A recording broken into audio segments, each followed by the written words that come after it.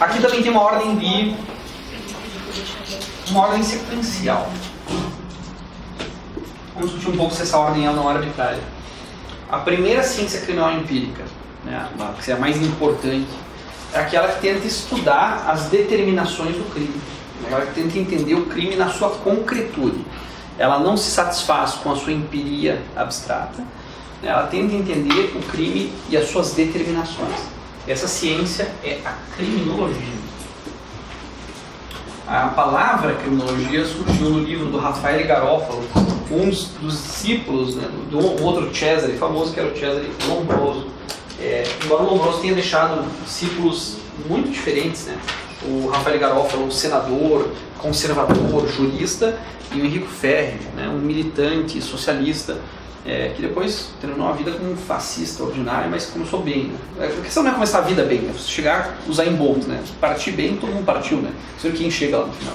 Tudo bem, o Henrique Ferri começou a vida bem, mas terminou em último, porque de socialista virou fascista, veja só o perigo inerente às opções políticas que não são tomadas com coerência, né? Você pode se perverter para o lado negro da força, né? O que é uma boa metáfora para a transformação do Anakin Skywalker, que era só bondade e compaixão, no Darth Vader, né? Você se corrompe porque você não sabe muito bem as opções que você fez e você tem medo, né? Então por isso o comunismo não é para covarde. Se você fizer essa opção, saiba onde está se metendo. Não foi o caso do Henrique Ferri. Henrique Ferri trocou essa vida por uma existência de indignidade ao lado do Mussolini. Seja como for, foi o colega dele, que era originalmente sem vergonha, que era um jurista conservador, chamado Raffaele Garofalo, que nos deu esse nome, criminologia, o estudo do crime. Em que dimensão criminologia é o estudo do crime? Vocês podem anotar essa definição, porque é uma definição certa, embora tenha que ser mediada. Criminologia é o estudo das determinações do crime. Era no passado, é hoje, vai ser no futuro. Criminologia é o estudo das determinações do crime. O que mudou muito é o que você entende por estudo, o que você entende por determinações e o que você entende por crime. Mas ontem, como hoje e no futuro, criminologia é o estudo das determinações do crime. O que mudou? Bom, do século XIX até hoje mudou o que você entende por estudo, o que você entende por determinações e o que você entende por crime. Ou seja, os significantes, estudo, determinações e crime, mudaram de significado, mas não mudaram de significante. Isso acontece, certo? Você vai, por exemplo, o que é mulher no século XIX? O que significa ser mulher no século XIX? Significa um monte de coisa. O que significa ser mulher hoje? Significa um monte de outras coisas, mas o significante é o mesmo, mulher, certo? Então, as palavras são as mesmas, mas o conteúdo mudou radicalmente. O estudo das determinações do crime. Isso significa o quê? Que a criminologia quer entender por que os crimes acontecem, por que os crimes existem, né? Como que os crimes se manifestam, né? Da onde eles vêm, para onde eles vão. A criminologia precisa estudar as determinações do crime. No início, lá no século XIX, e hoje eu fico pensando, eu falo século XIX, a criminologia, na verdade, surgiu como ciência, né, ciência empírica mais ou menos autônoma, no trânsito do século XIX para o século XX, né, 1800 e bolinha, 1900 e pirulitos, né, uma passagem do final do 1800 para o início de 1900. Mas eu não sei se mais é bem assim, porque, como eu falei para vocês, têm estudado criminologia na Inglaterra, e embora eles não chamassem de criminologia, havia uma série de saberes, base darwinista, ou pré-darwinianos, lamarquistas e evolucionistas, né, que tentavam entender o comportamento criminoso a partir de uma base empírica científica. Por exemplo, os estudos feitos nos Estados Unidos por Combe, ou a Associação de Frenologia de Edimburgo. Sabe o que é frenologia? É o estudo da constituição do cérebro. Porque, claro, veja, no século XIX, a aplicação do método positivo em ciências, que a gente vai falar na próxima aula, mas o nascimento do positivismo científico, que era essa subordinação da verdade científica ao método positivo, que, como método positivo, se opunha ao chamado método negativo, ou hegeliano, né? A ideia de que conhecimento dialético, os positivistas negavam isso, diziam que conhecimento era positivo porque ele era o fruto da metodologia científica aplicada. Então, o critério de verdade de uma afirmação era um critério metodológico científico, não era um critério de resultado dialético, né? Enfim, os positivistas começaram a trabalhar a questão do comportamento criminoso muito antes. Você tem, por exemplo, pesquisas estatísticas sobre crime e o comportamento das grandes massas feita na França muito tempo antes do Lombroso. Você tem estudos de frenologia, que é o estudo da constituição do cérebro e qual parte do cérebro seria responsável por qual parte do comportamento, né? Não por acaso, não esqueçam que esse conhecimento ainda era muito forte, mesmo no início do século XX, e não por acaso o cérebro do Lenin foi conservado, não por acaso o cérebro dos grandes gênios era dissecado para saber o que fazia com que o cérebro deles fosse tão grandioso. A ideia era que você podia estudar não só o cérebro, mas a fisionomia, né? Na Inglaterra do período vitoriano, mesmo vitoriano não tardio, eles estudavam muito o rosto das pessoas, né? Os sinais sinagmáticos que poderiam indicar a propensão à inteligência, à estupidez, à histeria, né? Ou à esquizofrenia, epilepsia, esses diagnósticos que eles tinham do comportamento mais ou menos violento. Então havia uma certa massa teórica que não se fala muito nos manuais de criminologia. Eles normalmente começam com Lombroso, né? O cara fala, Lombroso é o pai da criminologia. Não é bem verdade. Até porque não existe pai de nenhuma ciência, né? Não existe uma figura. Existe o mito do pai fundador. Né? Quem foi o fundador do direito penal clássico na Alemanha, né? Foi Feuerbach. Quem foi o fundador, sei lá, do iluminismo teórico na Alemanha? Foi Kant. Você sempre tem a ideia da figura mítica que constrói o troço. Mas a ciência não é assim, ela não tem pessoas... Né? Você pode dizer tranquilamente que antes do Darwin expressar a teoria da evolução, né? Ele claramente tinha pessoas que estavam na superfície desse conhecimento, que tinham construído essa possibilidade para que ele pudesse desenvolver sua teoria. Não aparece isso espontaneamente. Raramente você tem esses episódios assim, de genialidade em que há um salto. Normalmente o cara se inscreve numa tradição e é a pessoa certa para escrever na hora certa. Isso era o caso do Lombroso. Então, o Lombroso ele se aproveita de um caldo teórico muito rico. Ele está envolvido na ideia... na verdade eu conheci agora, não conhecia esse um teórico, que era um cartorário chamado Thomas Pike, e ele já tinha escrito exatamente as mesmas coisas que o Lombroso, exatamente as mesmas coisas, pelo menos 20 anos antes. Só que, por que o Thomas Pike não tem a importância que o Lombroso tem? Porque o Lombroso pesquisou pra caramba. Eu sei que hoje as pessoas ridicularizam o Lombroso, falam, Lombroso é aquele cara que achava que o narigudo era estelionatário e tal.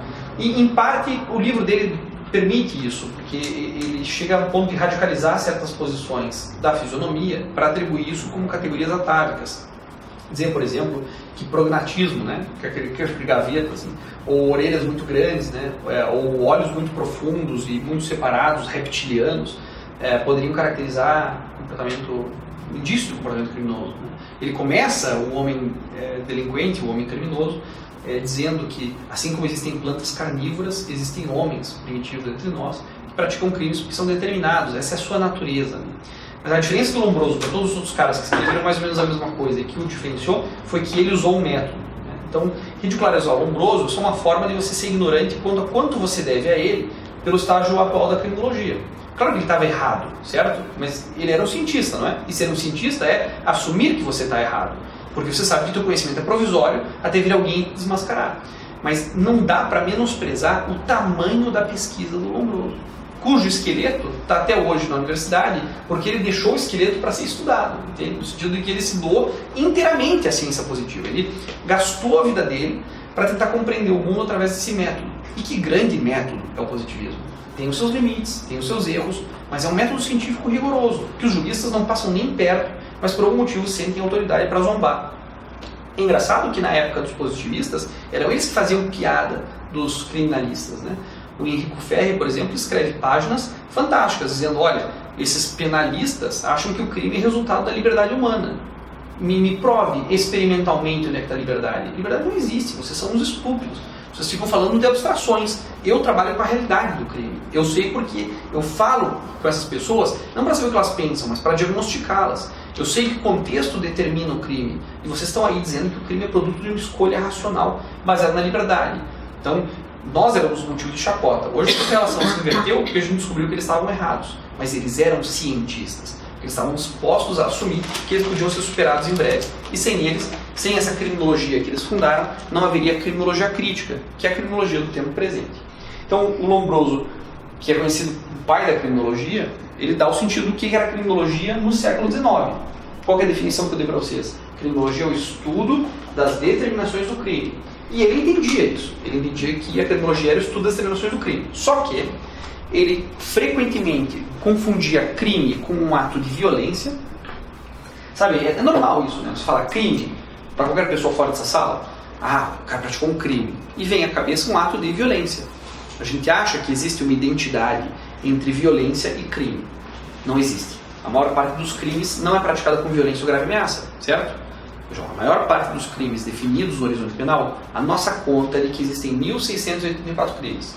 Que essa conta não é minha, essa conta é do Cispenas, que é um sistema desenvolvido pela FGV e pelo Ministério da Justiça, que dá para saber quantos crimes tem no Brasil, afinal de contas. Né? Só no Código Penal deve ter uns 400, né, crimes, se você considerar que as formas qualificadas, porque tem gradiente punitivo separado, são tipos independentes, né? Como por exemplo o latrocínio em relação ao roubo simples, etc. Se isso são crimes, a gente está falando de 1.684 crimes, certo? 1.684 crimes. A maior parte deles não é praticada com violência ou grave ameaça. Então a ideia de que crime é algo violento não é mais verdade, certo? E é por isso que em direito penal a gente fala que hoje a maior parte dos crimes não tem antijuridicidade material. O que eu estou dizendo é que a maior parte dos crimes são ações que poderiam ser punidas com sanções administrativas, como multas, etc. Elas não têm mais conteúdo penal explícito, sabe? Elas são crimes porque são crimes, não são crimes porque tem um injusto forte, um injusto material. Então, crime para o Lombroso era algo violento. Crime para ele era desvio, certo? Ele trabalhava com a ideia de desvio, como um desvio social que era rotulado de criminoso, mas que antes de ser criminoso era um desvio. Então, claro, para o Lombroso, o homossexualismo era um desvio, certo? Porque o normal era ser heterossexual. O desviante, né? Essa ideia... Você já conhece aquela marchinha de carnaval, né? Da Cabeleira do Zezé, certo? Esse é um exemplo clássico, né? Para você entender o que é criminologia positivista. A gente vai voltar a isso na próxima aula. De qualquer forma, fica já o exemplo. Então, haveria condutas do homem normal, certo? Vamos fazer de cartola e bengala para representar a burguesia. Haviam pessoas, né, normais, corretas, cidadão de bem, etc. E haviam pessoas desviantes, né? A marchinha dizia, olha a cabeleira do Zezé, será que ele é? Parece que é transviado. Daí que vem viado, não tem nada a ver com o bicho, certo? Ele é transviado, viado, no sentido de que o sujeito homossexual era um desviante, ele não é normal, porque o normal é a heterossexualidade. Se você cria essas categorias de naturalização do comportamento certo, o que você tem que saber como criminólogo? Qual que é a causa do desvio? O que faz com que uma pessoa não siga a normalidade? Ele diz, é que ele plantas carnívoras entre nós. O Lombroso não é um cara de se desprezar, assim, mesmo nas suas metaforizações, ele era bastante elegante na escrita. Tem uma cena que eu adoro, eu não me lembro, eu tenho que voltar a ler O Homem Criminoso, porque a gente fez isso há 1 ano e meio. Essa passagem me impressionou tanto que eu devia ter resgatado. Eu tenho quase certeza que ela está numa nota de rodapé do Homem Delinquente, mas eu estou especulando, teria que verificar isso para dar fonte para vocês. Mas ele fala assim, todo homem tem um instinto canibal, certo? Porque ele vê, por exemplo, na natureza, que quando tem escassez de comida, os pais comem os filhotes. Não tem essa coisa de amor maternal. É proteína e está faltando comida, certo? Então, é perfeitamente possível, né, uma mãe comer o próprio filho porque está com fome. E ele fala, olha, isso é um instinto primitivo. Felizmente o homem evoluiu e não precisa mais fazer isso, certo? Mas essa coisa ainda está em nós. O canibalismo está em nós. E é uma coisa atávica, uma coisa primitiva. Mas ela fica ali coçando, nos provocando, porque você é em parte animal. Você não conseguiu controlar isso. Veja como ele está perto da psicanálise. Tem uma pulsão que fica ali, né? Você não sabe nem identificá-la, porque ela é na tua parte não racional. Mas ela fica cobrando isso. Só que ele diz, os católicos transformaram isso em Eucaristia. O padre está lá na frente, ele levanta a hóstia e diz, eis o corpo de Cristo, não é? E você bebe o sangue do Cordeiro. Entende? É lógico, você está sendo canibal naquele momento. Porque você está dizendo que o pão é a carne e o vinho é o sangue. Então você está sendo canibal. Você se permite ser canibal, simbolicamente. E isso alivia o teu instinto animal e perverso. Vê como o Lombroso não é um cara vulgar, né? Ele entende que a gente desenvolve pela civilização meios de sublimar a nossa animalidade. E é por isso que ele vai dizer, veja, o homem burguês europeu é a maior expressão do processo civilizatório. Por quê? Porque ele conseguiu criar as artes para sublimar o instinto, certo? Para expressar a voracidade animal. Você consegue se emocionar ouvindo uma sinfonia. Você consegue aliviar o teu instinto primitivo com as regras de educação e etiqueta, que fazem as mediações do instinto animal. Agora, tem pessoas que são animais demais, que são muito primitivas, que são muito atrasadas. E é claro que ele, numa perspectiva evolutiva, atribuiu isso às pessoas que para ele pareciam estrangeiras. Ele disse que os africanos eram atrasados e que não havia dúvida de que os chineses eram atrasados pelo seu mongolismo aparente. Ele comparava, por exemplo, o diagnóstico de síndrome de Down com o que a gente chamava de mongoloide, certo? Que é a designação estereotipada, claro, de pessoas que tinham algum tipo de deficiência cognitiva de compreensão, certo? O fato é que características externas não são o que determinam o comportamento criminoso. O Lombroso não dizia isso. Ele não dizia que você ia cometer o crime porque você tem um cabelo assim. É que o cabelo assim pode ser um indício de que ali tem alguma pessoa que não evoluiu direito. Ou seja, você não vai dizer que o sujeito comete o crime porque ele tem essa expressão, mas que essa expressão do seu corpo, e ele estava muito mais interessado nos órgãos internos das pessoas, que essa conformação, né, da pessoa revelava que ali havia um homem atávico. E o homem atávico era mais propenso ao desvio. Então ele dizia, olha, se o atavismo for muito grave, não tem o que fazer. A gente tem que neutralizar esse cara e impedir que ele produza descendência. Ele propunha então uma eugenia, que era uma eugenia negativa. Vamos esterilizar esse homem, vamos esterilizar essa mulher, para que ele não possa passar essa, ele não falava em genética ainda, mas essa hereditariedade contaminada, para que ele não possa continuar contaminando a humanidade com o seu atraso. Já, se o atavismo podia ser catalisado, por exemplo, por uma experiência simbólica, então ele dizia, não, essas pessoas são curáveis, elas são tratáveis. Mas isso não é coisa de penal, você entende? Não faz sentido aplicar uma censura para um criminoso. Por quê? O criminoso não é livre. O criminoso é o que é. Ele nasceu assim. Você castigar um criminoso por ser criminoso é como você, sabe, castigar um cão que te morde quando você pisa no rabo. É a reação natural dele. Se ele for tratável, nós temos que tratá-lo. Então isso não é um problema de direito penal. Isso é um problema de psicólogo, médico, certo? Frenólogo. É um problema de especialistas. Por que eu estou contando isso do Lombroso para vocês? A gente vai voltar para eles na próxima aula. Só para dizer que nessa época, criminologia é o estudo das determinações do crime. Mas o que ele entende por estudo? Ele entende a pesquisa das causas, a pesquisa experimental, laboratorial, que era assim que o método positivo funcionava. Ele tentava criar uma experiência laboratorial que permitisse um juízo retrospectivo reconstitutivo das relações de causa e efeito. Eles estavam muito vinculados à relação de causalidade, né? Todo fenômeno é expressão de uma causa. Então, Lombroso diria, o crime tem uma causa. Qual que é a causa do crime? O criminoso. O que todo crime tem? Um criminoso. A causa do crime é o criminoso. Qual que é a pesquisa? O que causa o criminoso, certo? O que faz com que alguém seja criminoso? Qual é a causa do crime? E ele dizia, a causa do crime é o atavismo. É o atraso no processo evolutivo. Criminosos são pessoas não suficientemente evoluídas. Agora, cuidado, Lombroso era um pouco mais complexo do que a sua caricatura. Ele dizia, tem certos cavalheiros que, sabe, tipo, pessoas assim, que deslizam moralmente. Sabe? Ele admitia que tinha burguês, que não tinha nada de atrasado, que também cometia faltas. Para esses caras, ele dizia, basta uma punição moral. O tipo o juízo de censura da culpabilidade. Agora, para os criminosos atávicos, tem pouca alternativa. Tratar os tratáveis, eliminar os perigosos. Né? E esse projeto do Lombroso foi assimilado, olha, por quase todo o direito penal, né, mesmo neocantiano.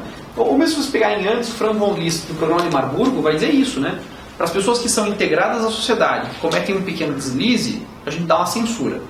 Para os sujeitos que cometem crimes mais graves, mas são sujeitos a tratamento, a gente trata, faz terapia.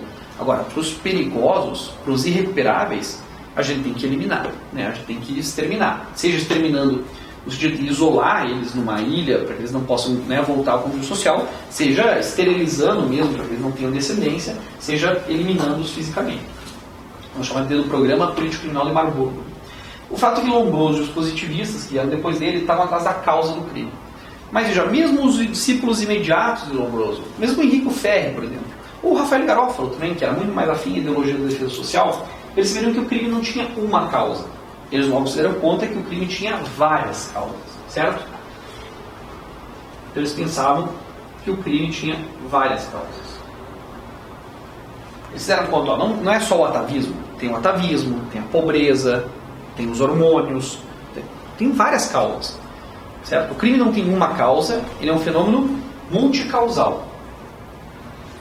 Então, quando a gente fala que a criminologia é o estudo das determinações do crime, começou como a pesquisa laboratorial da causa do desvio, que era o criminoso. Logo em seguida passou a ser a pesquisa laboratorial das múltiplas causas do comportamento desviante. Certo? Então, crime você entende como comportamento desviante, determinações você não entende como uma causa, você entende como várias causas. Teóricos, depois dessa primeira fase da criminologia, perceberam, olha, não é que o crime tenha causas. Tá? Não é que o crime tenha causas. Na verdade, o que o crime tem são fatores. Por que o crime não tem causa, tem fatores?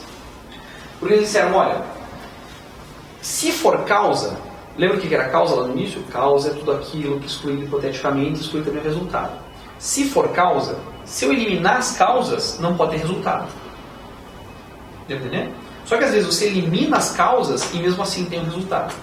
Então, como é que pode ser um fenômeno causal se mesmo quando as causas não estão presentes, acontece o crime? Ou, pior, como é que pode ser um fenômeno múltiplo causal se eu tenho as causas, mas não tenho o efeito? Vamos colocar o seguinte, hoje nós sabemos pela criminologia, não é muito difícil de saber, que a pobreza e a desigualdade social são determinações do furto.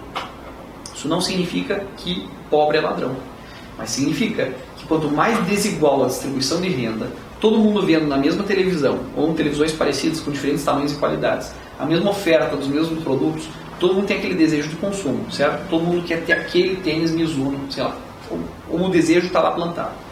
Se nós sabemos que a pobreza é uma determinação do furto, o que você esperaria de um sujeito pobre diante de um alvo desprotegido em que ele pode furtar aquilo? Ele tem, se o crime fosse causas, e eu juntasse as causas, eu teria que ter o furto, certo? Só que não acontece. Às vezes tem tudo para dar certo e não acontece. Pensem isso num outro fenômeno social, certo? Eu uso esse exemplo com uma frequência, então pode ficar cansativo. O casamento, né? Se você tem algum parente casamenteiro, assim, ele fala, nossa, eu conheço a pessoa perfeita para você, sabe?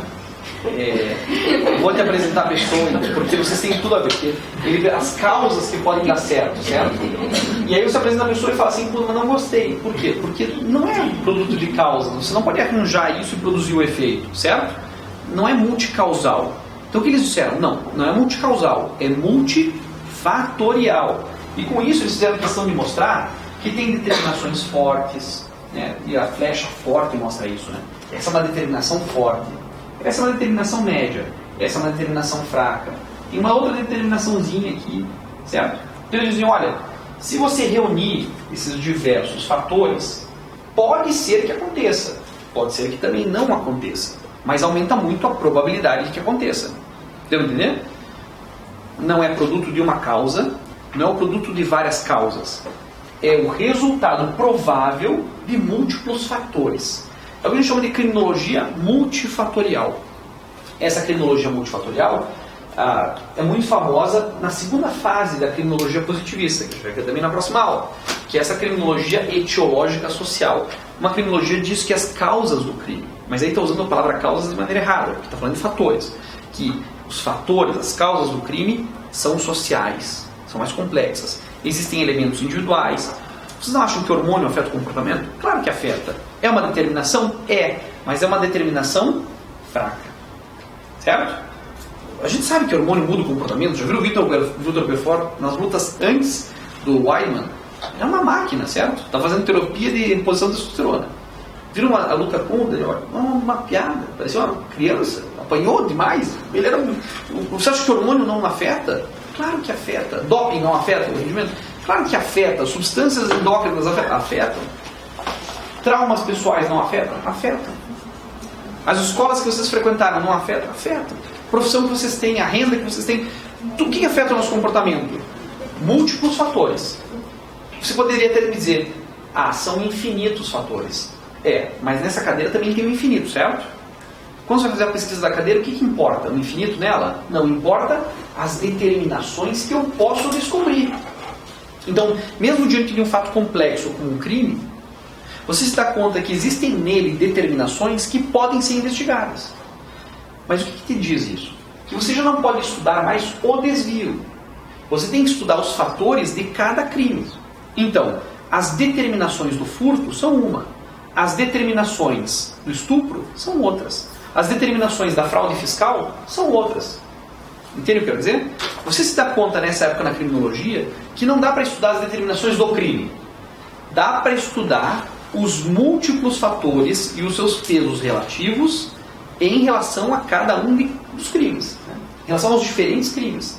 Então você não pode ter mais uma teoria geral da criminologia. Você não pode ter uma explicação, como era, por exemplo, do homem atávico, né? Ou ter uma explicação, como era lá para o Beccaria, o cálculo racional. Você não tem mais uma explicação para todos os crimes.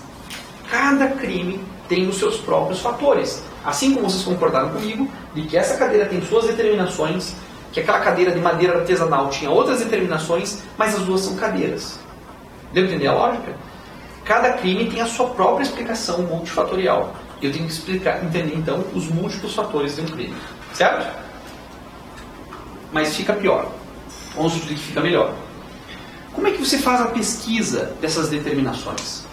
Vejam, há uma diferença entre pesquisar a cadeira e pesquisar um ser humano. Certo? Vocês acham que adianta perguntar para as pessoas por que elas praticam crimes? Eu sei que no início parece tentador dizer, não, claro, é fundamental, é importante. Mas não vale a pena. Considere então um exemplo que eu ia dizer, que eu menciono frequentemente, como do casamento, certo? Você está na Praça da Sé e vai ter um casamento, né, na catedral. E você vê uma noiva de branco. Você fala, bom, eis um fato social, um casamento. Eu vou lá perguntar para a noiva por que ela está casando, certo? Por que você está casando? Estou apaixonado, ou estou grávida, ou não achei nada melhor, ou parece que é o que todo mundo fala, é uma imposição social. Por que alguém em casa? Né? Eu vou dar um golpe, ele está velho, vai morrendo. Por que alguém em casa? Né? E você diz, bom, essa representação é importante, né? Será mesmo que ela é importante para pesquisar as determinações? Será que a consciência que nós temos do nosso ato é importante para entender objetivamente o ato? Considerem o seguinte, vamos dizer que a gente realmente quer descobrir por que as pessoas casam, certo? Primeiro que a gente tem que fazer é olhar isso de maneira objetiva, é negar a aparência do fato. Quer dizer, o que está por trás de um casamento que não são as rosas e o buquê e a decoração e o vestido da noiva? O que está além da aparência do nervosismo do noivo? Entende? Quais são os elementos sociais, sócio-históricos concretos que estão envolvidos nesse fato? Então você diz, eu vejo uma pessoa de branco e um sujeito de preto na frente. Não deve ser um bom sinal, né? Porque, parece indicar uma cerimônia fúnebre que se aproxima. Enfim, eu vejo a empiria. Eu coloco um rótulo nisso. Eu falo, não, isso aqui é um casamento. Certo? Você aprendeu alguma coisa sobre o fato? Nada. É como colocar o rótulo de cadeira. Eu vou negar isso. O que está acontecendo é um fato social. Eu vou negar o que eu sinto sobre o casamento, o que eu penso sobre o casamento, o que eu acho da decoração das flores. Eu vou pensar nos elementos que estão ocultos para tentar entrar na essência desse comportamento. E aí você vai descobrir que existem múltiplos fatores do casamento, certo? Por que duas pessoas se casam? Vocês acham que tem classe envolvida? Claro que tem classe envolvida, não tem? Não é mais provável que duas pessoas da mesma classe casem? Faz sentido. Vocês acham que tem idade envolvida? Claro que tem idade envolvida. Tem mais ou menos uma idade para casar, certo? Você pode ser que nem a Gretchen, casar até os 92, mas normalmente, às vezes, existe uma idade do casamento, que o casamento é mais frequente, certo? Existe casamento homossexual e heterossexual, mas tem um que é mais frequente, então é mais provável formar casais heterossexuais. Tem um monte de coisas que determinam o casamento, certo? E eu posso reunir duas pessoas que têm todas essas características e vai ter casamento? Não. Por quê? Porque tem as sutilezas do amor. Você não sabe como isso vai funcionar, certo? Eu chamaria de química ou imponderável. O que você aprendeu é mentira? Porque não teve o resultado? Não, né? O que você aprendeu é verdade. Mas não significa que porque é verdade vai produzir o resultado. Porque nós estamos falando de ciência social. Não estou falando de um experimento químico. Então, o teu conhecimento é verdadeiro, porque ele é objetivo. Você descobriu que há determinações no casamento. Qual determinação será mais importante? Qual a determinação mais forte no casamento? Eu estou especulando, eu não sei. Eu tenho certeza que classe é uma determinação forte, certo? Outras determinações podem aparecer, certo? Sei lá, raça, espaço de convívio, distância. São as pessoas que passam por né, a união estável, que decidem casar, a igreja e tal, como o protocolo. Assina o contrato. Que assina o contrato, né? Tal qual. Tá bom. Isso tem uma idade média, não tem? Vamos chutar. Qual a idade média que as mulheres casam? É uma questão biológica. Vocês concordam comigo que é uma questão biológica disso? Antes dos 30. Acho que vocês estão fazendo um recorte de classe errado. Vocês, mulheres que estão aqui, estão preocupadas com as suas carreiras, tiveram um tipo de educação. As mulheres casam muito antes, certo? 19. Então, vamos chutar aí, 21, 22 anos, tá? Projetando os dois lados. Então eu teria que pensar assim, poxa, 22 anos é mais ou menos que o termo médio dessa curva de distribuição do casamento, certo? E é por isso que alguém diria, olha, depois dos 30 anos, você entra na curva ascendente, certo? E a tua mãe começa a ficar preocupada, minha filha não vai casar, meu Deus do céu. Porque você está fora da área de risco, certo? Agora perceba, essa determinação de 22 anos, tá? Tem determinações dela mesma, não tem? Olha só. Por isso que ciência social é muito mais legal, eu acho, do que fazer ciências físicas e tal. Eles se gabam mais, mas isso aqui é mais interessante. Por quê? Vamos supor que eu estou chamando essa flecha aqui de idade, certo? Como determinação, ok? Então eu digo, olha, a idade é uma determinação. Mas vocês percebem que essa determinação tem determinações internas? Por que 22 anos? Por que uma mulher teria idade média de casamento de 22 anos? Fertilidade. Fertilidade é uma opção social? É uma questão biológica, certo? Normalmente quem casa tem um projeto de vida familiar. E normalmente projetos de vida familiar incluem filhos. E para ter filhos você tem um período preferencial da vida para tê-los. Depois o risco aumenta muito para você e para o bebê. Por exemplo, a probabilidade de ter filho com síndrome de Down depois dos 30 anos sobe muito mais do que até os 22. Isso estatisticamente demonstrado, certo? Então existe risco de complicação no parto, existe, enfim, risco de o que eles chamariam de degenerações genéticas, de tudo, certo? Existe um certo período da vida para isso. E as mulheres não podem decidir em relação a isso.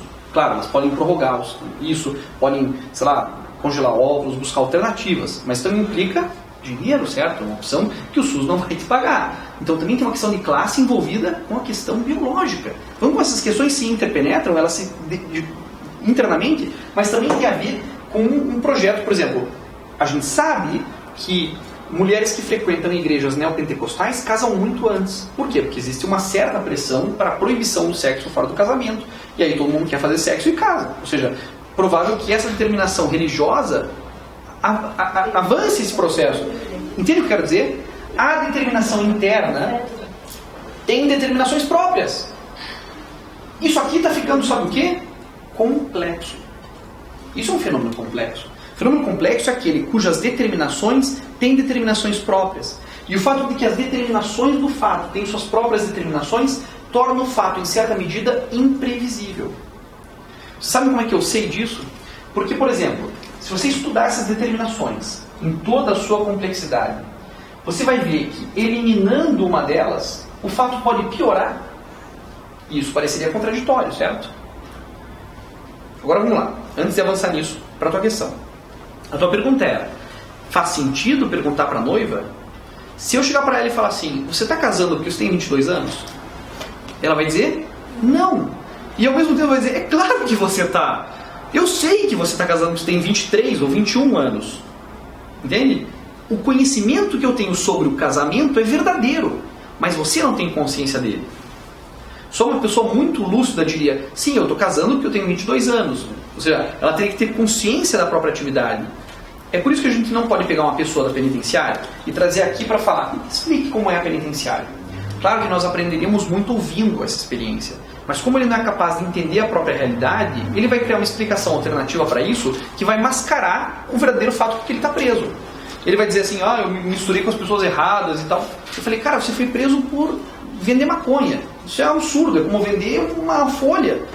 Entende? Mas ele não tem consciência disso. Ele vai criar para ele uma explicação que faça sentido para a racionalidade que ele se inscreve. A gente acaba naturalizando também. Ideologicamente, as explicações que estão em volta. Né? Seria a vulnerabilidade da mulher. Exato. A gente não percebe essa vulnerabilidade enquanto a gente não vai estudar.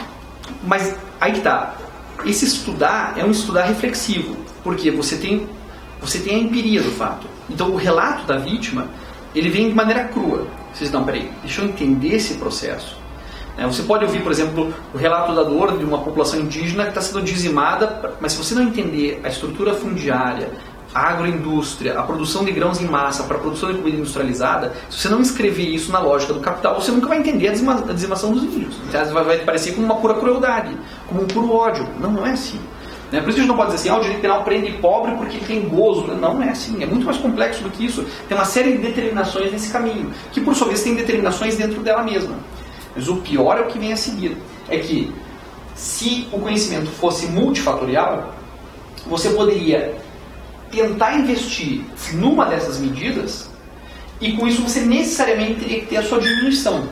Então vamos de novo. Nós não temos mais causas, temos múltiplos fatores, esses fatores têm pesos relativos, têm suas próprias determinações internas que definem suas próprias complexidades. Mas mesmo assim, se eu acredito na perspectiva complexa multifatorial, eu tenho que pressupor que se eu eliminar uma das determinações, ainda que seja uma determinação pequena, eu consigo diminuir o fenômeno. Deu pra entender? Ou seja, é claro que eu posso reunir alguém que é perfeito para casar com você. Mas se eu tirar uma das qualidades, isso vai ficar mais difícil. Certo? Ou seja, eu consigo... essa expectativa, não é isso que acontece. Considere o seguinte. Na década de 50, os Estados Unidos viveram um sonho americano. Eles chamam de Golden Age. Faz sentido. Os Estados Unidos saem vitoriosos, né, da Segunda Guerra Mundial, que foi ganha pela União Soviética, não se engane em relação a isso, certo? Quando os americanos chegaram no dia D, os russos já tinham a coisa dominada, certo? Quem ganhou a Segunda Guerra Mundial foram 25 milhões de vidas russas, soviéticas, né? Enfim, o fato é que os americanos saíram de lá com um parque industrial completo, certo? Nunca tiveram um ataque no solo americano. Parque industrial impecável, toda a Europa endividada em dólar, certo? Bretton Woods estava ali se anunciando, né, como o fim do lastro-ouro e a dolarização da economia, a dependência de todas as relações de produção a partir da expectativa da produção norte-americana de bens, que é o valor que o real tem até hoje. O real tem um valor em dólar, que é o que você supõe que você pode trocar pela produção de bens pela economia americana. Isso é uma economia fictícia, ela não tem lastro nenhum, e foi imposta pelos Estados Unidos porque ele saiu senhor da Segunda Guerra Mundial e se constituiu nessa grande potência. Felizmente, a União Soviética conseguiu fazer rivalidade com isso, senão a hegemonia deles ia ser muito maior. O fato é que eles sempre nos trataram como seu quintal e nos impuseram essa vontade de uma maneira ou de outra. O que eu estou falando disso? Ah, sim, porque eu sou americano. A gente vai ficando puto sobre isso.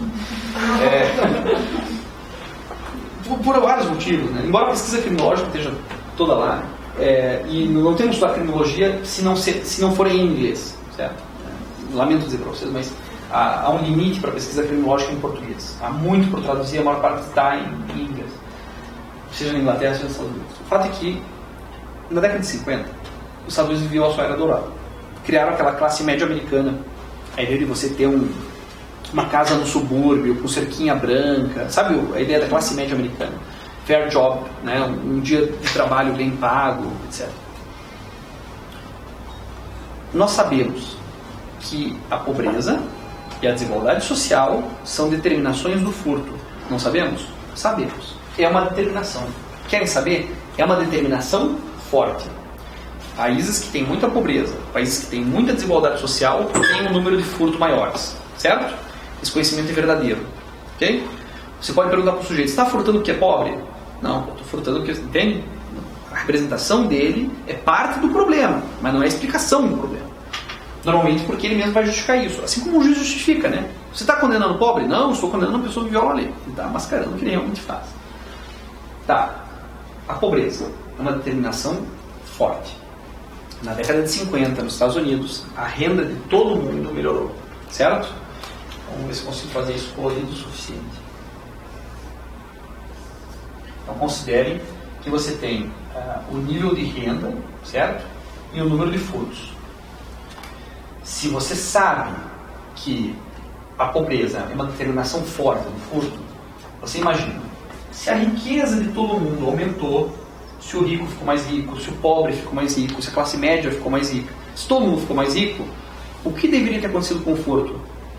Diminuído. Só que nessa época, o furto aumentou muito mais do que a renda. Expliquem isso. A gente estava errado?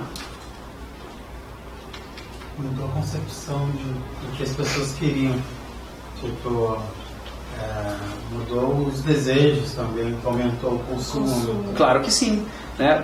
Pensa, a década de 50 é a época em que você começa a criar uma cultura consumerista. Né?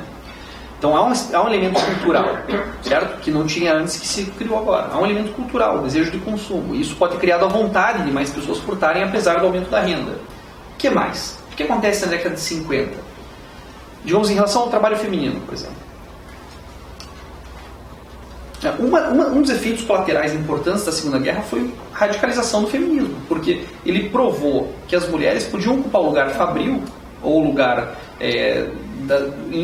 dos engenhos, né?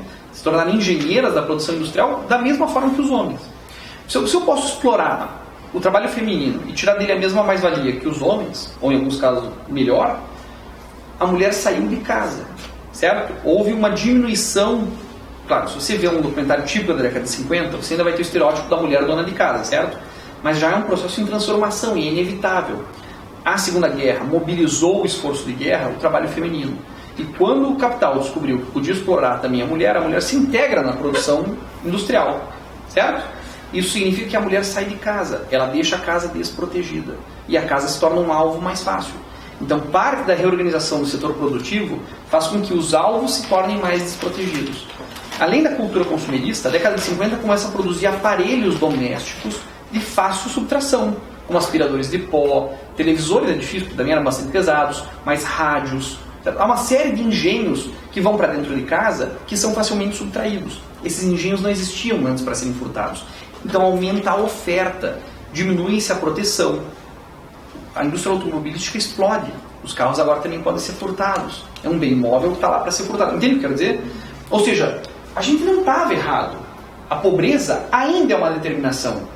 Só que o que acontece é quando você diminui, você atenua essa determinação, que não vamos nos enganar. Não acabou a pobreza na década de 50, certo? Mas diminuiu bastante, certo? Deveria ter diminuído o fato? Deveria. Diminuiu? Não. Aumentou. A gente estava errado? Não, a pesquisa estava certa. O que era inesperado era a relação que essa nova determinação ia estabelecer com as demais, que têm suas próprias determinações. Isso torna o fato socialmente complexo. E aí a pergunta é, o que significa estudar determinações de fatos complexos? Isso é uma ciência social, certo? Isso é o desafio de fazer criminologia. Estudar as determinações não determinantes do crime. Lembra? Antes era o estudo das causas, depois era o estudo das várias causas, depois era o estudo dos múltiplos fatores, depois era o estudo das determinações. Agora é o estudo das determinações não determinantes. Determinações não determinantes. São determinações, mas não são determinantes. Elas são determinações, eu sei que elas são, mas elas não são determinantes. No sentido de que elas põem condições, mas elas não condicionam. Você lembra daquela ideia de que a vulgarização de Marx, quando diz assim, o professor de segundo grau fala assim, não, Marx diz que o econômico determina o social. Ele nunca disse isso. Quando ele diz determina, ele fala, o econômico põe determinações. Ele condiciona sem condicionar. Entende? O que ele está dizendo é óbvio que o econômico põe determinações ao social, mas não o determina. Entende como é complexo isso? Esse movimento de reconhecer que as determinações não são determinantes reintroduz a dialética nas ciências sociais. Então a gente escapa do positivismo e volta para o método negativo hegeliano que inspira a matriz marxista de análise.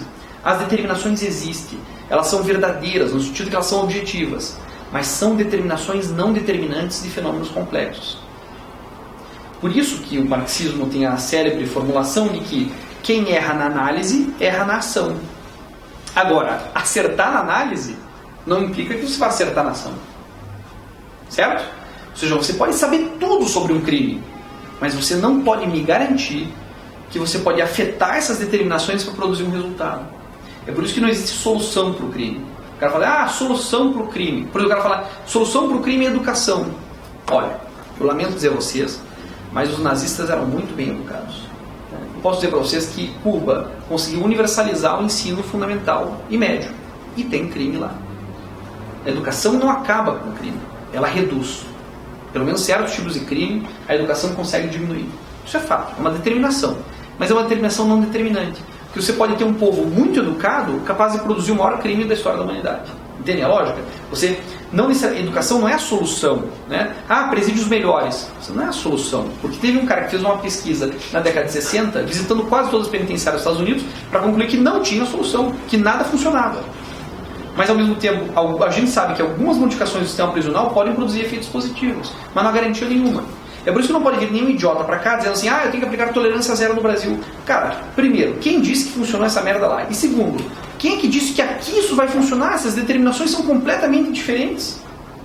Entende? Você não tem uma solução única, por quê? Porque você não consegue ter a solução antes de analisar o problema.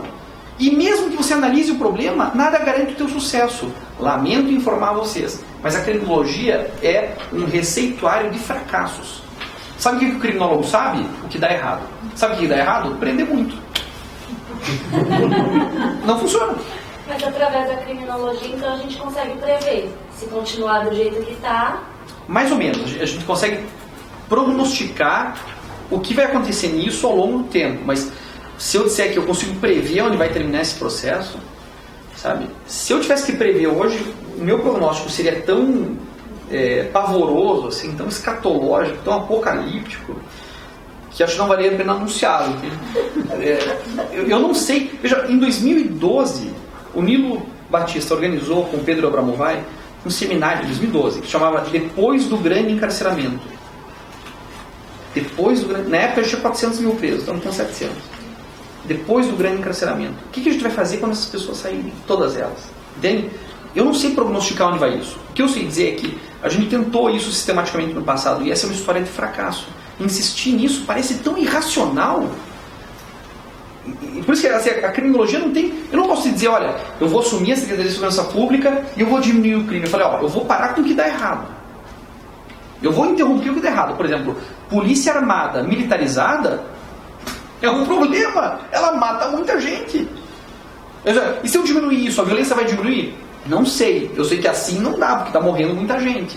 Então você consegue perceber onde o troço fracassa. Mas eu não posso te assegurar. Por isso que qualquer candidato que aparece, né? Eu tenho a solução para o crime. Cínico, mentiroso, estúpido, idiota, não estudou nada, não sabe nada. Né? Você está propondo um troço que provavelmente não tem correlação. Qualquer idiota escreve.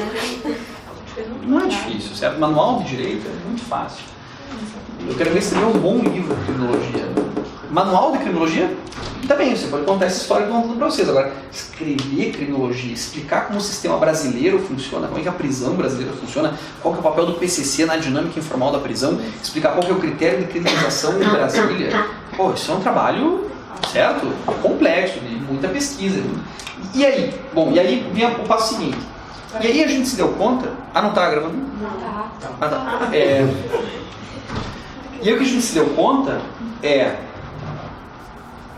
que não dá para pesquisar isso a partir de uma única disciplina. Por quê? Porque se são determinações não determinantes, o nível de pesquisa que eu preciso envolve disciplinas de todos os campos. Eu tenho que saber de biologia, porque também tem a idade para certos crimes.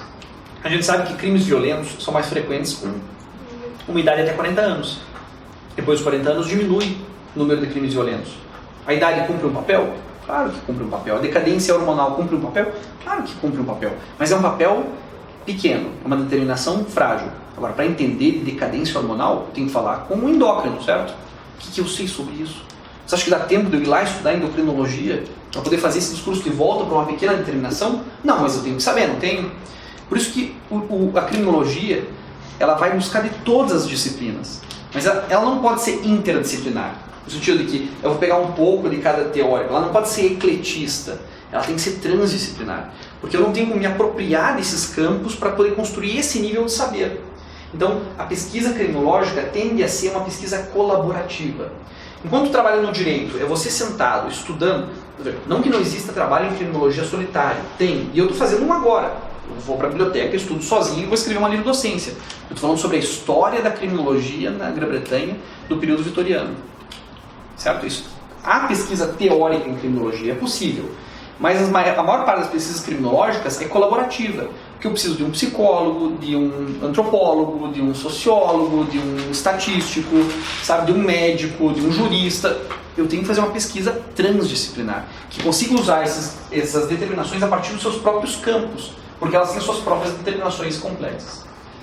Até aqui está tranquilo? Fica pior.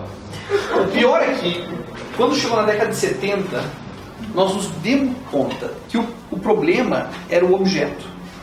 Porque até então era o estudo das determinações do crime, né? Estudo ou pesquisa multifatorial, pesquisa das determinações não determinantes, pesquisa causal, mas tudo pesquisa do crime, estudo do crime. E alguém chegou e falou, o crime não existe. Como assim o crime não existe? Não, o crime não existe. O que existe são processos de criminalização. Como assim? Olha, o crime é a regra. Todo mundo aqui pratica crime. Eu, com bastante frequência. Não vou conversar qual, porque eu não quero me denunciar, mas com 1.684 crimes, não há um só justo entre nós. Não há um só. Certo? Não tem ninguém aqui que tem uma vida ilibada com 1.684 crimes. Senão você já danificou planta ornamental, que é crime, certo? Na pior das hipóteses, não pisa na grama. Grama é ornamental, então não tem utilidade, certo? Se você pisou na danificar a planta ornamental, é crime. Que tem pena igual a lesão corporal. Danificar a planta ornamental. Chutou uma samambaia, certo? Um dia na tua vida chutou uma samambaia. Não, isso não tem consequência penal, porque a maior parte dos crimes não é detectado. A maior parte dos casos de venda de drogas não é pega, certo? Dos homicídios, a gente só consegue descobrir a menor parte. Homicídio. Uma pessoa que não volta para casa. Se caso tiver, ela dormir na rua. O fato é que homicídio, a gente não descobre que foi homicídio. Quem já foi furtado aqui? Acho que quase todos nós, certo? Quem foi registrar BO? Só se for carro, né? Porque daí tem seguro. Mas fora do carro, que tem uma representatividade de registro comum, a maior parte do furto está socialmente aceita, socialmente distribuída. Bom, foi a minha vez de me furtarem, né? Ou seja, a gente aceita como um fato da vida, né? Ah, eu sabia que ia acontecer um dia, daí é uma hora de um alívio, né? Pô, 26 anos, finalmente, agora eu gastei o meu azar. Como se tivesse uma distribuição do furto. Ou seja, esse furto está assimilado socialmente, a gente vive com isso, certo? E tem também o furto que é mentiroso, o cara inventa, né, que foi roubado. Enfim, entende a lógica? Né? Tem crime de verdade, tem crime de mentira, tem crime não registrado. Esses teóricos da década de 70, eles se deram conta, sem querer, que a maior parte do crime não é registrado, não é um problema, que a gente só criminaliza certos fatos. Então que o crime não é o resultado de ações, o crime é resultado de um processo de criminalização de um fato. E como a gente sabe que tem um monte de inocente preso, e eu fiz esse teste hoje na penitenciária, sei que as pessoas dizem isso, todo mundo na penitenciária é inocente. Não, não é. Em pouco tempo as pessoas dizem, essa bronca eu fiz, essa aqui me jogaram, certo? As pessoas são presas porque fizeram crimes? Não. Olha, praticar um crime ajuda muito a você ser pego pelo radar da criminalização, certo? Se você praticar um crime, se você está lá com a mão suja de sangue na cena do homicídio, ajuda você a ser capturado pela malha criminal. Mas quanto inocente não é acusado de crime? Tem um monte. Tráfico, então, é uma acusação totalmente genérica, porque o vínculo entre o sujeito e a droga depende da palavra da polícia, que nunca deveria valer, porque eles são suspeitos. Se eles disserem que eles inventaram a história, eles cometeram o crime, certo? Então todo policial é obrigado a dizer que o flagrante foi prefeito, ou ele cometeu abuso de autoridade. Não faz sentido acreditar em policial. A polícia dá valor para isso. É um absurdo. Mas essa é a lógica de falta de processo penal.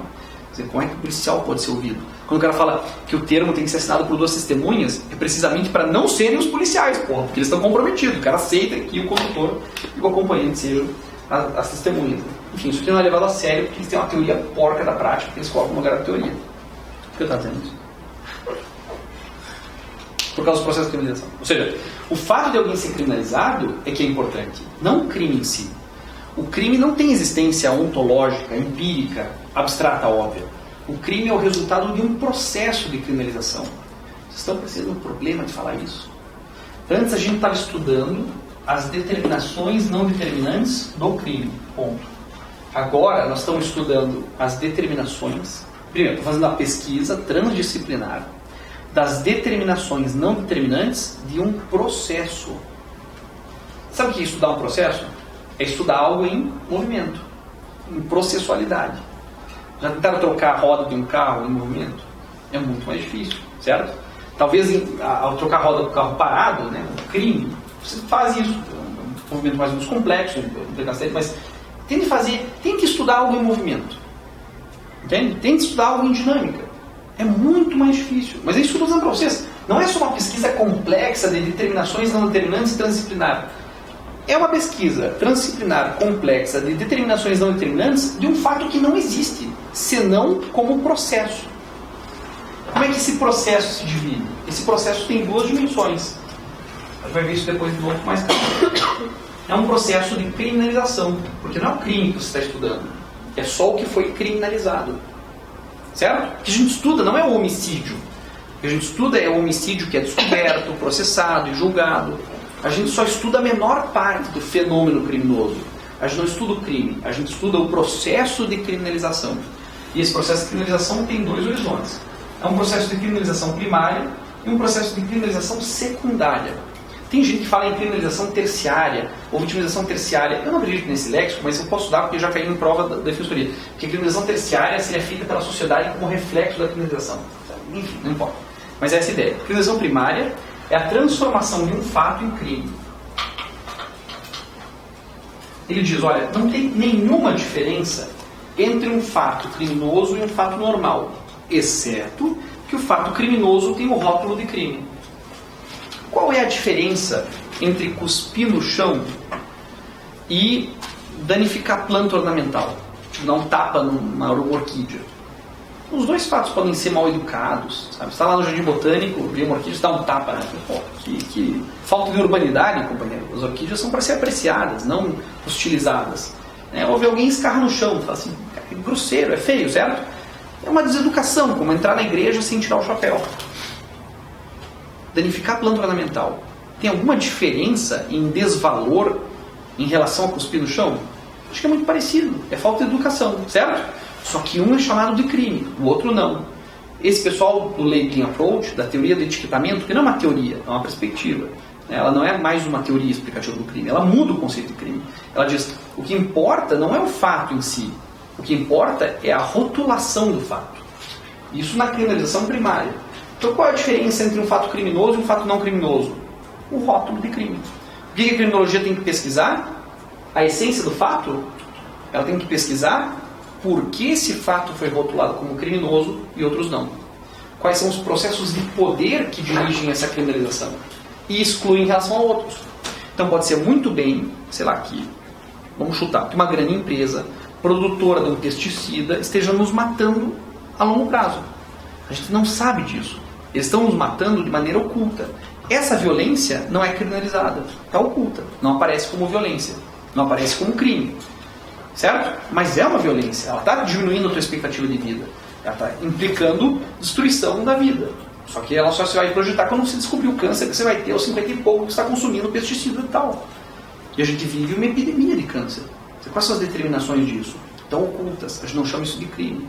Então não aparece como crime. Mas é uma forma de homicídio, não é? E uma forma de genocídio, que é o homicídio coletivo. Entende o que eu quero dizer para vocês? A diferença entre... Não é terrível o desvalor disso? O que é pior? Matar uma pessoa ou matar centenas de milhares, diminuindo de cada uma 8 anos de vida? Os dois fatos são graves, mas só um é chamado de crime. Então a criminologia se interessa por isso. Por que alguns fatos são chamados de crime e outros não? E também ela se interessa em saber como é inútil, às vezes, chamar certos fatos como crime. E como é útil chamar certos fatos de crime. Por exemplo, quando a gente fala que é crime, maltrato aos animais, todo mundo fala assim, olha, é crime, é crime. E daí que é crime? Grande coisa que é crime. O que significa isso na prática? Significa que a gente está protegendo os animais, tratando os seres humanos como animais, por tratarem animais de maneira desumana. Você veja a irracionalidade desse troço. Né? Porque você tratou um animal de maneira desumana, eu vou tratar você, ser humano, como um animal e pôr numa jaula. Essa é uma resposta ética. E as pessoas aplaudem e falam assim, quem maltrata os animais tem que ser preso, embreca você. Que tipo de espécie você é? Em que você diz que o tratamento desumano de um animal implica tratar um ser humano como um animal, enjaulando esse animal. E parece ético, e todo mundo fala, não, é isso aí, tem que prender, eu sou defensor dos animais. Não, você é destruidor de homens, você não é defensor dos animais. Né? Entende que o rótulo que você põe parece que resolveu, né? E aí o teu vizinho lá, que é um sádico, desgraçado, que fica martirizando o gato, você grita do muro, isso é crime, hein? E daí?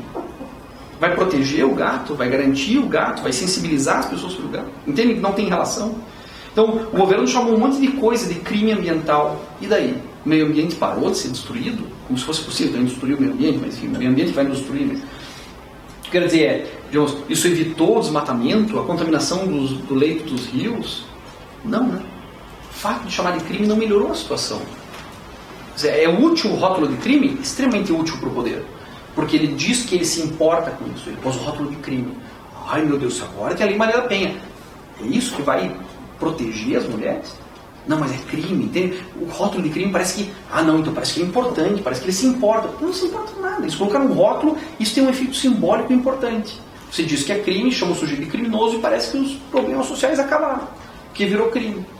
Entende qual a lógica? É como se o rótulo de crime tivesse esse duplo uso. Ele abre espaço para a violência do Estado e ele mascara o fato de que o Estado não está nem aí para isso. Eu julgo que é muito mais complexo estudar isso do que estudar o próprio fato. E além de estudar isso, você tem que estudar o próprio fato. Você tem que estudar por que se contamina o leito dos rios. Já que isso é a fonte de vida, a condição de toda a vida é a água, como é que a gente pode criar uma sociedade que produza a destruição desse recurso natural de maneira sistemática? É quase como uma espécie de suicídio, né, a longo prazo. Quais são as determinações aqui envolvidas? Tem que estudar isso e tem que estudar a determinação de colocar o rótulo no crime para isso. Isso é uma maneira de piorar o fato, ao invés de melhorá-lo.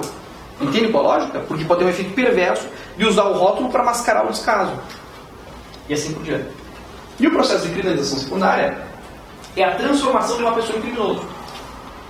Qual que é a diferença entre uma pessoa normal e uma pessoa criminosa? Não há diferença.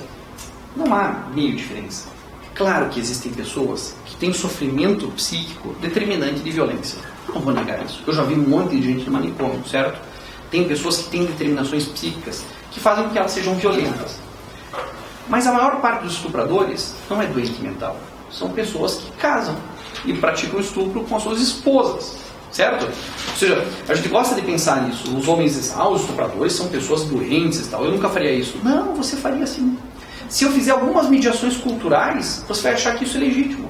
Tanto é verdade que até a década de 70, não poucos penalistas diziam que era impossível estupro no casamento, porque ela tinha assinado um contrato.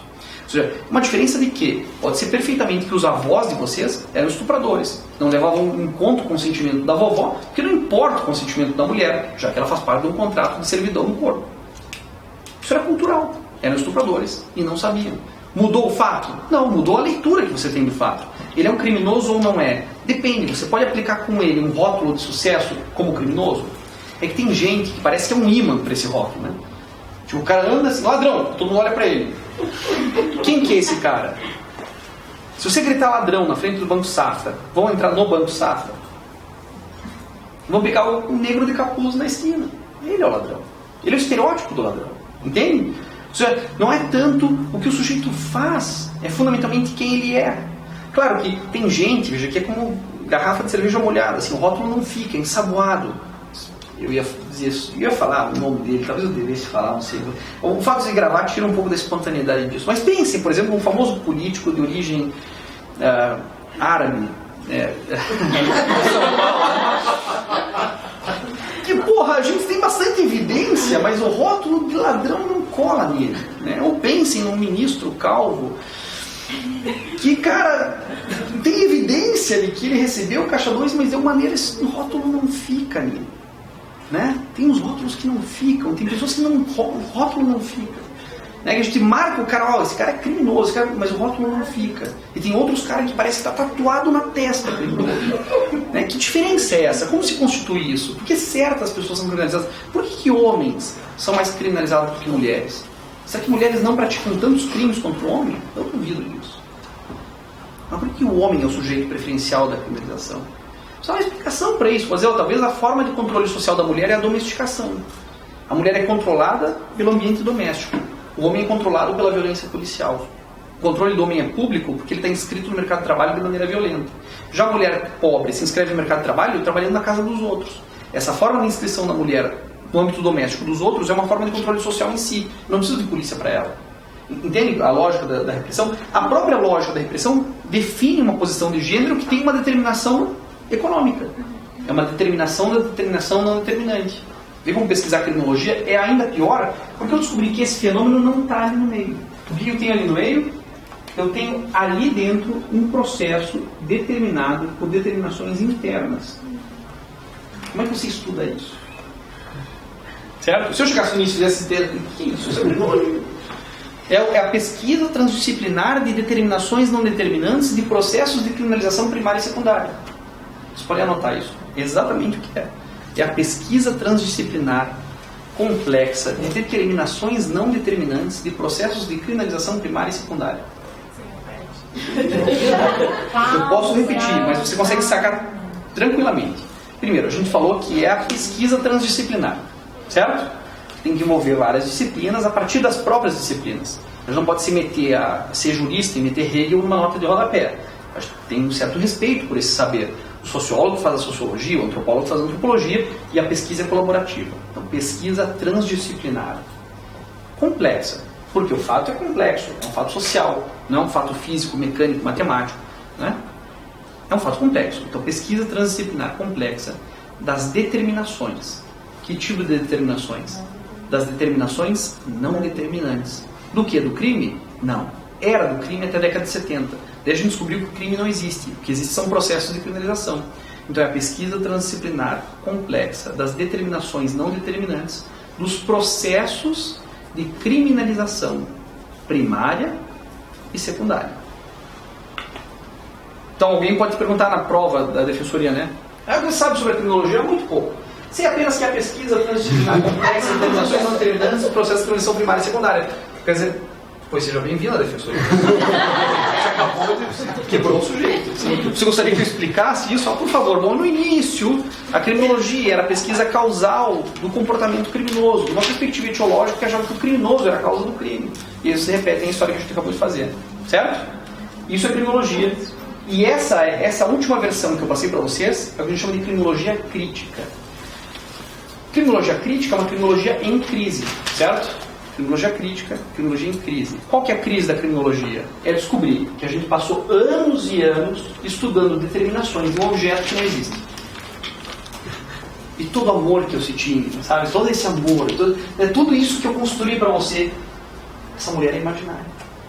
Meu Deus do céu, o que eu faço com essa mansão? O que eu faço com isso tudo? Alguma coisa tem que fazer. Essa é a crise da criminologia. A gente não sabe o que fazer com essa pesquisa toda quando a gente descobriu que tudo que a gente queria não estava lá. É como se eu tivesse desenvolvido o melhor míssil teleguiado para alguém me dizer: esse alvo é imaginário, esse alvo não existe, esse alvo está em processo. Quando você vai atingi-lo, ele já mudou de lugar. Vê como é frustrante isso, certo? Então, o que eu faço com esse arsenal teórico? Eu estou em crise. Essa crise significa o quê?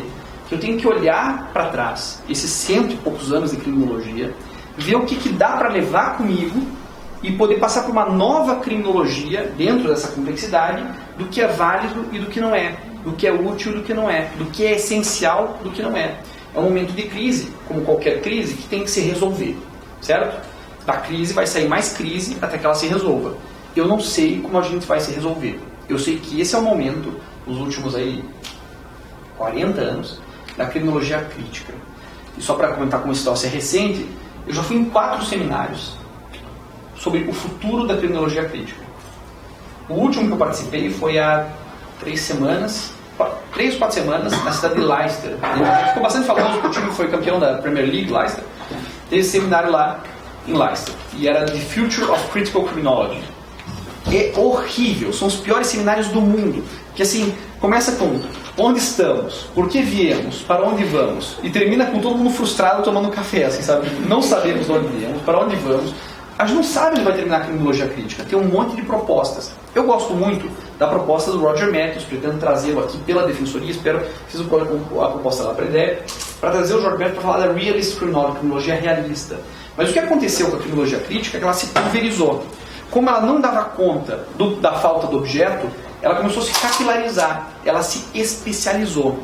Então hoje você tem criminologia queer, para discutir questões de gênero, convict criminology, para discutir a criminologia feita dentro, e eu estou falando em inglês não para mostrar a erudição, para mostrar que elas ainda estão se gestando nesses países e ainda não chegaram no Brasil. A gente não tem ainda a tradução disso. Por exemplo, o seminário do dia 21 de setembro agora sobre convict criminology, eu estou chamando de criminologia dos condenados. Mas eu acho que ficou ruim o rótulo, entende? Mas é como dá para traduzir. Então tem criminologia queer, convict criminology, tem left realism, right-wing realismo de direito, realismo de esquerda, green criminology, visual criminology, criminologia verde, criminologia visual. São campos da criminologia que estão por aí, certo? A resposta da criminologia crítica foi o que aconteceu com a esquerda, depois da década de 80. O que ela fez? Ela se fragmentou. E ela parou de se preocupar com a exploração e começou a se preocupar com a opressão. E aí apareceram os movimentos que lutam pela opressão de gênero, pela opressão racial. Eu acho um problema esses movimentos. Por quê? Se eles não conseguem articular a opressão com a exploração, eles tendem a criar um idealismo, como se você pudesse emancipar a mulher. Adivinhem só, não tem a mulher para ser emancipada. Tem a mulher pobre para ser emancipada. Enquanto a gente não resolver o problema do trabalho doméstico, a gente não vai resolver o problema da mulher no Brasil. Se você não articular a opressão com a exploração, o que adianta? Sabe? Libertar, parece que tudo está bem e é tudo um problema de opressões simbólicas. Não, o problema é de exploração do homem pelo homem. Mas como parece que a revolução não está na esquina, mas está, é só olhar com cuidado, a gente tem que ficar prorrogando isso, tentando fazer uma espécie de social-democracia de arremedo para resolver essas inconsistências. Isso que a gente chama de pós-estruturalismo. Mas é uma discussão epistemológica que eu não quero entrar agora. Ou pós-modernidade, que é uma fraude em busto teórico. Seja como for, o pós-modernismo, o pós-estruturalismo, meio que limitou a nossa capacidade de fazer uma mobilização radical para acabar com esse sistema. E aí parece que é utopia você dizer que tem que acabar com a prisão, porque nada de bom pode sair disso. Isso é a única resposta racional que você tem diante de décadas de estudo acumulado.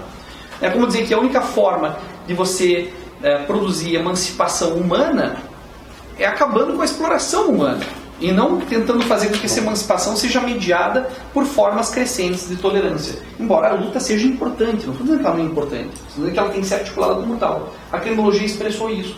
E aí surgiram novas criminologias, essas que eu mencionei para você. Também surgiu, por exemplo, a vitimologia, como uma vitimologia crítica, tentava colocar o lugar da vítima numa relação que não fosse de culpabilização, embora algumas vítimas, em alguns crimes, sejam culpadas pelo fato. Cuidado, culpadas não no sentido de moralmente culpadas, mas a gente sabe pela pesquisa que existem vítimas precipitantes e vítimas não precipitantes. Isso é uma história mais complexa, eu teria que ver com mais tempo. Ou novas criminologias, como a semiologia, a criminologia do dano social, que é essa ideia de descobrir as violências ocultas, né, que estão nos pesticidas, nos produtos plásticos, etc, etc. Até aqui tranquilo que é a criminologia? Para terminar, a última parte das ciências criminais empíricas, que é para terminar mesmo. Se você estuda isso aqui, se você tenta entender por que os crimes acontecem, a frequência, se você tenta entender o crime, estudar as determinações do crime, que significa pesquisar as complexas determinações da legislação, você se dedica para isso para quê? Para prevenir que novos crimes aconteçam. Certo? O foco é prevenção. Prevenção é apenas uma das dimensões da política criminal.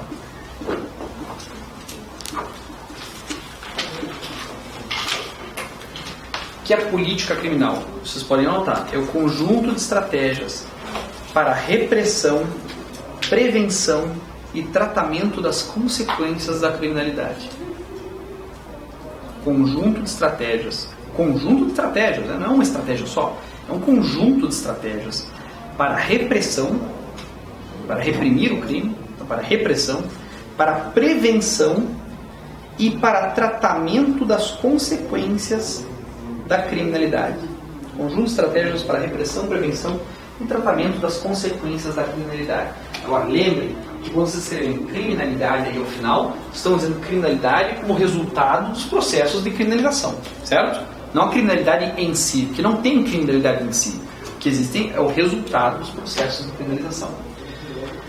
Política criminal é um conjunto de estratégias para repressão, prevenção e tratamento das consequências da criminalidade. Tratamento das consequências, o que é? São as políticas públicas para os crimes que têm vítimas. Né? O que o Estado tem que oferecer para uma mulher que foi vítima de violência sexual? Tem que oferecer um coquetel farmacoquímico que possa impedir doenças sexualmente transmissíveis. Tem que oferecer tratamento psicológico que possa dar algum amparo. Tem que oferecer elementos para interromper uma gestação indesejada, certo? Há uma política pública de saúde para tratamento das consequências do estupro. Há uma política pública de tratamento das consequências dos familiares de vítimas de homicídio. Há uma política pública para isso. Que estratégias a gente vai fazer para isso? As mais elaboradas e diversificadas possíveis. Por que eu sei que não vai bem nisso? Que a polícia não sabe tratar com a vítima. Que o processo não sabe tratar com a vítima. Certo? Que juiz, que promotor não deviam falar com a vítima. Eles só estragam, eles só pioram a coisa. Eles só exploram a dor dela para poder justificar uma punição. Porque a melhor coisa para a vítima é se afastar do sistema penal. Certo? Mas é só isso que a gente oferece para ela, sistema penal. Política criminal é um conjunto de estratégias também para prevenção. Como é que se previne um crime? Primeiro, não tem prevenção geral, certo? Não consigo prevenir os crimes com uma só estratégia, mas é só o que o Estado oferece, não é? O Estado diz que ele vai diminuir todos os crimes com o mesmo remédio, que é a pena. Essa pena não funciona para nada. Nenhum crime a gente conseguiu demonstrar que com pena diminui. Mas é só o que a gente oferece. O que eles fariam para diminuir o crime? Vocês a essa altura diriam, não é assim. Qual o crime? Diminuir o quê? Você quer diminuir o furto? Quer diminuir o homicídio? Quer diminuir o estupro? Quer diminuir a lesão à planta ornamental? O que você quer diminuir? Para cada crime tem determinações não determinantes que exigem pesquisa. Então, se vocês forem secretários de segurança pública e quiserem diminuir o crime, vai dizer, primeiro assim, o que nós vamos querer diminuir? Qual que é a primeira medida? É estudar. Vamos estudar. Quando estão acontecendo os homicídios? Quem está matando? Onde que eles moram? Como é que eu posso... Entende? A primeira resposta é, vamos estudar o que você quer diminuir. Pois não. Então, não está errado ver o direito penal como prevenção? É sempre errado ver como prevenção. Eu sempre pensei assim. O direito penal não previne nada. Porque... É o caso da Lei Maria da Penha. Porque quando o direito penal vem, o crime já aconteceu. Mais ou menos, é uma relação mais complexa. Por quê? Porque o fato de existir a lei é o que permite tornar isso visível. Sim, a criminalização rompe uma certa invisibilidade, sim, certo? A gente falar do assunto, ela foi a conquista. Exato. Porque não se falava. Mas ela não lida com os fatos, porque daí você vai ter que pesquisar quais são as determinações não determinantes dos processos complexos de violência doméstica e sua rotulação como crime. Então, você tem que estudar primeiro, fazer uma pesquisa transdisciplinar. O que os psicólogos têm a dizer sobre violência doméstica? O que os sociólogos têm a dizer sobre violência doméstica? O que os antropólogos têm a dizer sobre violência doméstica?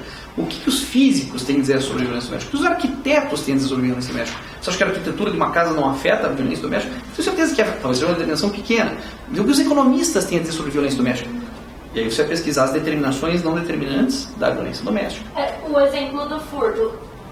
Vamos estudar então como diminuir, como prevenir. Aí você descobre que os locais mais escuros da cidade é onde tem mais. Então vamos por iluminação. Só que daí, isso não é direito penal. Óbvio que não. O direito penal não tem lugar aí, certo? Mas o que eu quero dizer é, cuidado, daí você melhora a iluminação e agora ficou mais fácil de furtar, porque agora dá pra ver melhor do que eu vou furtar. Entende o que eu quero dizer? Não há garantia de sucesso. Não significa, mas aí... Mas tá bom melhorar a iluminação pública, porque a iluminação pública é direito humano. Você pode caminhar à noite para um lugar iluminado. Então você nunca vai errar em política criminal se a tua medida, mesmo que não afete sequer um crime a menos, pelo menos promove direitos fundamentais. Eu estou dizendo que a distribuição de rendas, provavelmente, mas se não, diminuir a distribuição de renda e já é bom o suficiente. Porque está realizando o direito fundamental do mundo poder ser igual perante a lei, já que não é possível ser igual na diferença. Então a política criminal a gente pode ver ela como mais ampla. Ela precisa ser mais ampla. Ela não é direito. Não é. E o problema, aí o Jorecino dos Santos tem uma sacada enorme. Ele falou, o problema do Brasil e dos países latino-americanos em geral é que ao invés de fazer política criminal, a gente faz política penal. Porque a única coisa que a gente oferece para o crime e para a criminalidade é a merda da prisão. Se prevenir, não vai prevenir. E não vai conseguir, porque a execução da pena não consegue garantir isso. Por último, a política criminal também é repressão. E aí a pergunta é, como é que nós vamos reprimir os crimes já praticados? Como é que nós vamos atuar quando já é tarde demais? E aí entra o direito penal. Qual que é a função do direito penal numa sociedade democrática? É limitar a violência. Qual que é o papel do direito penal? É instrumentalizar a mínima repressão possível. O direito penal veio conter a repressão. Por isso que o direito penal nunca vai prevenir o crime, porque a única coisa que ele pode fazer é diminuir a repressão. Deu certo no crime de sequestro, naqueles sequestros longos que acontecia. Não foi por isso que diminuiu. Não foi por isso? Não. As determinações são econômicas. Da pena, porque não fez a menor diferença. Era uma coisa que se falava muito, que o juiz pesava muito. Criou-se um novo tipo de sequestro, mas que é o relâmpago. O sequestro está voltando. Mas diminuiu bastante esses longos. A gente não tem os longos sequestros por quê? Primeiro, tecnologia. Hoje é muito difícil você manter uma pessoa em cativeiro, certo? É muito difícil você achar um lugar e negociar esse dinheiro. Assim, primeiro, a mobilização desse valor. E ainda tem, não tem muito mais, diminuiu muito.